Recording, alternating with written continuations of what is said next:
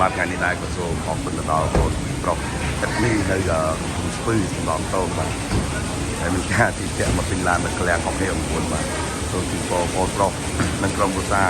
សូមឲ្យជួបតែសេចក្តីសុខសេចក្តីចម្រើនទាំងអស់គ្នាទាំងអ្នករួមទាំងអ្នកទិញផងដែរបាទហើយខ្ញុំបាទសូមគោរពអរគុណយ៉ាងខ្លាំងទៅដល់បងប្អូនទាំងពេញទាំងអស់បាទតែនៅទឹកចិត្តទីតាក់មកដល់ក្លៀងទិញលក់ជនของ9ខ្ញុំបាទសូមជូនពរបងប្អូនអរជួបតែសេចក្តីសុខដល់ឡានណា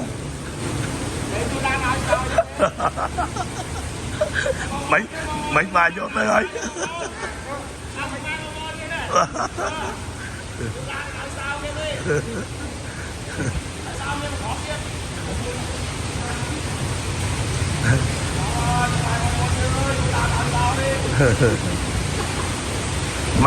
បានយកចូលទៅហើយ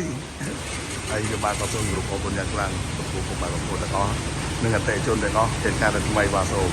ជួបតែសេចក្តីសុខសេចក្តីចម្រើនទាំងអស់គ្នាទាំងអ្នករូបទាំងអ្នកទិញបាទហើយខ្ញុំបានក៏សូមអរគុណចំពោះពុកម៉ែបងប្អូនតែអ្នកទុកចិត្តជឿជាក់មកពីឡាននៅឃ្លាំងของខ្ញុំបាទសម្រាប់ពុកម៉ែបងប្អូនដែលមានបំណងចង់បានយន្តថ្មីៗតាមយកទៅរូបបន្តឬក៏យកទៅប្រើប្រាស់ជាលក្ខណៈឧស្សាហ៍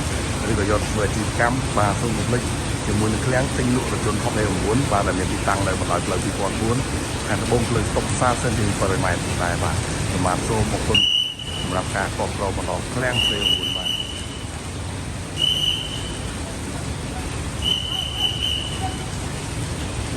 បាទសូមឲ្យមានលាភជ័យហើយចូលហេតុទាំងអស់គ្នាផងដែរបាទសូមអរគុណណាស់